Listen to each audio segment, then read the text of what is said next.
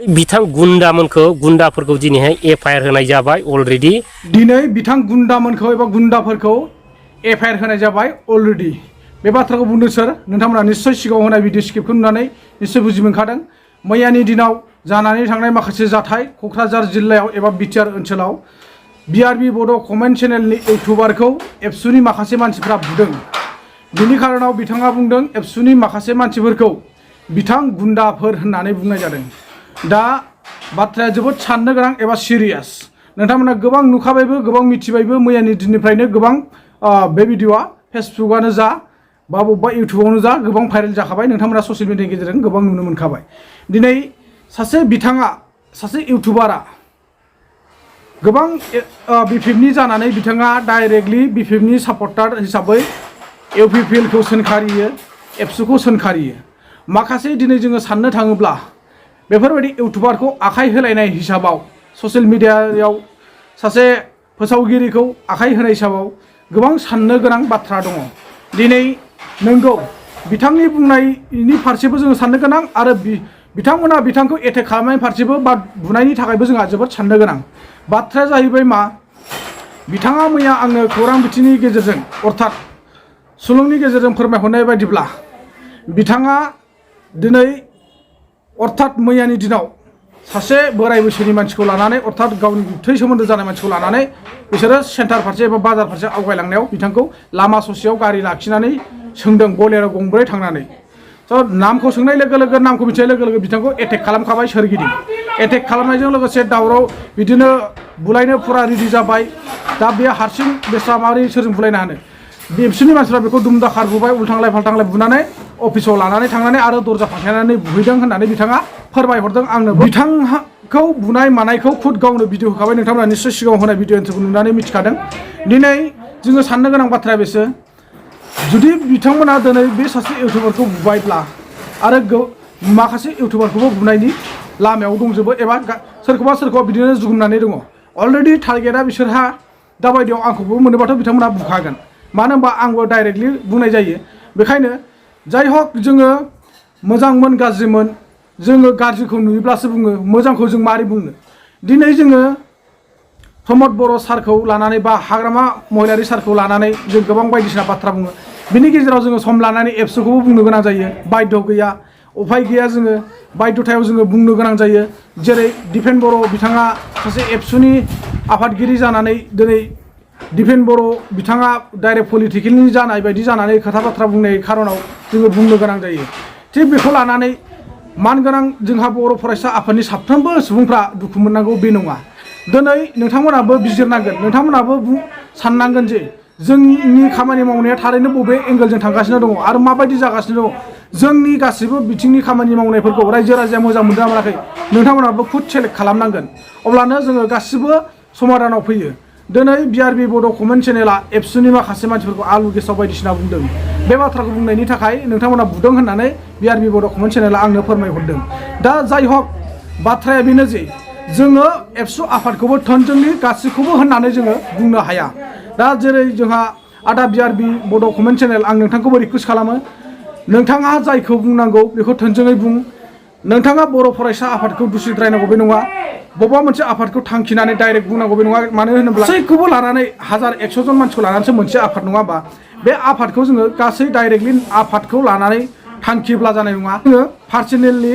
दा जेरै दिपेन बर' सारा गाज्रि मावदोंब्ला दिपेन बर'खौ जों बुंनो हागोन, सोरबा प्रमद सारा गाज्रि मावदोंब्ला प्रमदखौ बुंनो हागोन, हाग्रामा सारा गाज्रि मावदोंब्ला जों हाग्रामाखौ बुंनांगोन। थिग बेबायदि आरोखि जोंनि ससियेल मिडियायाव खौरां दैथायग्रानि थाखाय एक्सुवेलि आंनि साननायाव जोङो बोरैबा फारसे वान साइड जानानै जोंहा बाथ्राखौ बुंबाय थानांगौ बे नङा। जोङो जेथिं गाज्रि नुहुरदों बिथिं बुंहरनांगोन, जेथिं मोजां नुदों जों मोजां बुंनांगोन, बे आरोखि नङा होमबा? दा आंनि साननाया बिसोर, नोंथांमोना मा सानदों आं बेखौ मिथिया। नाथाय आदा बिआरबि बड' कमेन्ट चेनेलखौ जे एबसुनि माखासे दैदेनगिरिफ्रा बा साननायाव खम सानफ्लांनानै एटेक खालामबाय, बे जानानै थांबाय। नाथाय बे बाथ्राया बेनो जे साननांगौआ बेसो जोंहा। दिनै बिआरबि बड' कमेन्ट चेनेलखौथ' बिथांमोना कन्टेक्टनि गेजेरजों जगाजग खालामनानै गावसिनि अफिसाव लिंहरनानै सोंनाय फिननाय खालामनायनि गेजेरजों बे भिडिअखौ दानहोब्लाबो जायोमोन। बिथांमोना बे भिडिअखौ बानजायाखैबा बा साबजानाय मोनाखैबा बे भिडिअखौ बिथांखौ रिकुवेस्ट खालामनानै दानहैब्लाबो जायोमोन। आरो बेजों लोगोसे बिथांखौ जेन'बा एथ'ग्राब माने लिगेलखौ बारदोंब्ला बिथांखौ हान्थु खेरायनानै खोमा खेबनाय मानाय बेफोरबायदि साजाखौ होजायोमोन नाथाय दुम दाखार बुनांगौ बे नङाना एबसुनि माखासे जोङो एबसु होनना बुङोब्ला मा बुजियो फरायसा आफाद नङाबा अल बड' स्टुडेन्ट इउनियन होनब्ला जोङो फरायसा आफाद बिथांमोननावनो जोबथा साननाय दङ आरो बिथांमोनानो हारिनि थाखाय साननाय दङ होननानै जों मिथिगौ नाथाय दिनै बेफोरबायदि डाइरेक्टलि सोरखौबा एटेक खालामनाय मानायखौ नुयोब्ला जोङो माने साननाया खम होननानै बिथांमोनखौ बुंनो गोनां जायो थ' आङो अलरेडि गासिबो बर' फरायसा आफादखौ बुंनाय जायाखै दा बर' फरायसा आफादाबो बैफोरबायदि डाइरेक्ट एक्सन लाग्रा मानसिफोरनि सायाव एसे गोख्रोङै नोजोर होनांगौ आरोखि नङाब्ला बैफोरबायदि सानैसो मानसिनि थाखायनो जोंहा अल बड' स्टुडेन्ट इउनियना बिराद गिदिर दागि जानानै थागोन एबा बरनाम मोनसे थागोन आरोना दा बेखायनो आं खावलायदों जाहाथे आदा बिआरबि डकुमेन्ट चेनेलखौबो आं खावलायो आंनि गोसो गोरबोनिफ्राय नोंखौ आङो बिदा हिसाबै जोङो सम लानानै कन्टेक्टनि गेजेरजोंबो जों जगाजग थालायबाय थायो नाथाय आङो मैया गुबुननि भिडिअ नुबाय जे नोंथांखौ बुनाय मानाय होननानै बा नों बेफोरबायदि आङो खौरांनि गेजेरजों मिथिनायखाय नोंथांनि चेनेलाव हाबनानै नायोब्ला दसेनो माने नोंथांनाव भिडिअ मोनसे गैला मात्र सर्ट भिडिअ मोननोसै आरो दसे थानानै 10-15 मिनिटसो थाखांनानै नोंथांनियाव मोनसे भिडिअ हगारनाय नुफिनबाय जे आङो जे एबसुनि माखासे गुन्दाफ्रा आंखौ बुदों स' दा एबसुनि गुन्दाफोर होननाय लोगो लोगो बेनो जे साफ्रोमबो नङा सानैखौसो बुंनाय जादों हमनानै ला अर्थात बैयाव जायफोर दा हेन्डेल खालामबाय थादों बा बैयाव जायफोर दैदेनबाय थादों नै बिथांमोनखौ बुंनाय बायदि जाहैदों बेयाव गासैबो एबसुखौ बुंदों होननानै नोंथांमोनहाबो बर' फरायसाफोरफ्राबो दुखु मोननो नाङा मानोना नोंथांमोनानो जोबथा बुजिनाय दङ नोंथांमोनानो गियानि गुनिसिन बेखायनो नोंथांमोना रिसार्च खालामनाया मोजांसिन आरो रिसार्च खालामनानै नोंथांमोना दायखौ बिजिरनाया मोजां बेनो नोंथांमोननि देरसिन खामानि होननानै आं सानो आरोखि दा जाय हक जों जाम्बा जाम्बिया जेखौ नुदों जेखौ मिथिदों बेखौ सिदा बुङो जोंहा लाखोमानाय एबा थगायनाय हुदाया बारा गैया बेखायनो जोङो मिथिनायखौ बुंगोन मिथियैखौ बुंनानै जोंहा जेबो लाब गैया दिनै जोङो प्रुफआव मोनदों बिथाङा खुद गावनो भिडिअ होदों जे आंखौ एबसुनि माखासे गुन्दाफ्रा बुदों आरो बिथांमोनखौ आं अलरेडि केसबो होनाय जाबाय आरो बिथाङा फोरमायहरनाय बायदिब्ला बै एबसु अफिसाव जिथुनाखि गावखौ लांनानै सोनानै बुहैनाय बे अफिसाव जाय लिडिं खालामो सेक्रेटारि आरो आफादगिरि बिथांमोनखौ अलरेडि पुलिसा मैया हमनानैबो लांबाय होननाय खोनादों दा बिनि उनाव मा जाखो बेखौ मिथि मोना ना बले थानानिफ्राय हगारफिननाय जाखो ना मानाय जाखो बिनि दासिमबो जेबो खा खबर गैथ'वा दा जाय हक मोनसे बिथांमोना ओरैबायदि धमकि होदों बे धमकिया जोबोर साननांगौ गोनां जाना फैदों जोबोर साननांगौ दिनै सासे इउटिउबारखौ बेफोरबायदि भिडिअ होबावोब्ला नोंथांखौ बोथ्रोदनानै बुथारनाय जागोन होननानै धमकिदों बे बिराद साननांगौ गोनां जादों दिनै बर' फरायसा आफादा साननानै नाय जोङो नोंथांमोनखौ 100% फोथायो नोंथांमोनखौ फोथायनानै जों दिनै नोंथांमोनजों बिटिआर एकर्डआव जुरजुगथ' होफाबाय नोंथांमोनजोंनो जोङो गोबां समनिफ्रायनो हंग्राम खालामनायाव रेलि लामा जथेनाय मानायाव जोङो सापर्ट होफाबोबाय लाख लाख बर' फिसाफ्रा नोंथांमोनजोंनो ज' जानानै खौसे जानानै नोंथांमोनखौ देरहासार खालामबोबाय दिनैसिम नंगौना नङा रायजोफोर नोंथांमोना कमेन्ट सेक्सननि गेजेराव फोरमायहर दिनै बे समाव नोंथांमोना जिथु बेफोरबायदि मानसिखौ बोथ्रोदनानै बुथारगोन होनलायनाय माने जोबोद साननो गोनां बे नोंथांमोननि खामानि नङा अल बड' स्टुडेन्ट इउनियन आं नोंथांखौ आखाइ खबजोबै रिकुवेस्ट खालामो बिदि मानसि बोथ्रोदनानै बुथारनाय मानाया बे नोंथांमोननि खामानि नङा बे सोरबा डाकुफोरनि सोरबा दाखायथिफोरनि खामानिसो नाथाय नोंथांमोना गोरोन्थि साननायखौ गार नोंथांमोना बेफोरबायदि सोरखौबा बोथ्रोदनानै बुनो नागिरनाय सोरखौबा लामायाव एटेक खालामनाय अभारटेक खालामनानै बुग्लुंबायनाय बेफोरबायदि हुदाखौ नोंथांमोना गारनांगोन प्लिज अननानै आं नोंथांखौ आखाइ खबजोबै रिकुवेस्ट खालामो नाथाय नोंथांमोना माबा मोनसे गेना गोरोन्थि मोनदोंब्ला नोंथांमोना इनभाइट खालामनानै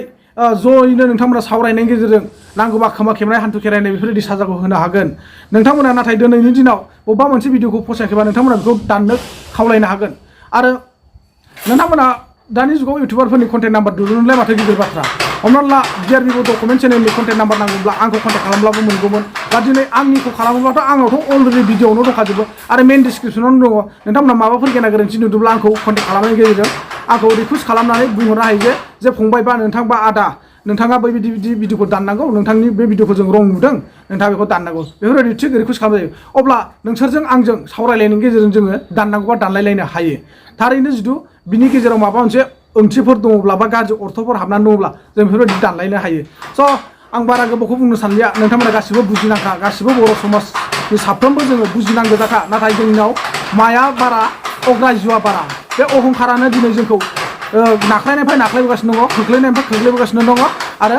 नारसिननायनिफ्राय नारसिन जागासिनो दङ जोङो गुबुन हारिफोरजोंबो बेखायनो जोङो स्ट्रं जानाया मोजां खौसे जानाया मोजां जोङो दिनै गावजों गाव बेफोरबायदि बुख्रुबलायनाय सुख्रुबलायनायखौ नुबाय थायोब्ला जोंहा जोबोर गाज्रि समस्या जायो बेखायनो जोङो सानसे समाव बेफोरबायदि जायोब्ला जोङो गावजों गाव थैलांजोबगोन जोंहा गोदो गोदायनिफ्रायनो गावजों गाव थैबोबाय एबसु पिटिसि आन्दालनफ्रावबो जोङो गावजों गाव थैबोबाय गुबुन गुबुन हारिफोरजों जोंहा आन्दालन जाबोबाय बेफोरावबो गोबां थैलांबाय मोनसे समाव एनडिएफबिआ नन 6 फायार लाबाय बेयावबो गावजों गाव बुथारलायहोबाय दाउसा एम्फौफोरबायदि थिग बेफोरबायदिनो आरो जों बेसेबां दिनसिम सहायबावगोन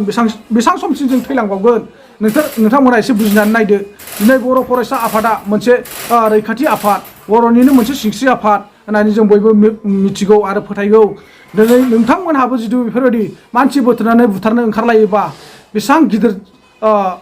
गाज्रि लामायाव आगान होनाय जादों नोंथांमोना बेखौ बुजिदोंना प्लिज रिकुवेस्ट खालामो आं नोंथांमोना बेफोरबायदि हुदाखौ गार आरो माबा मोनसे गोरोन्थि नुदोंब्ला नोंथांमोना थोंजोङै बुंनो हागोन आरो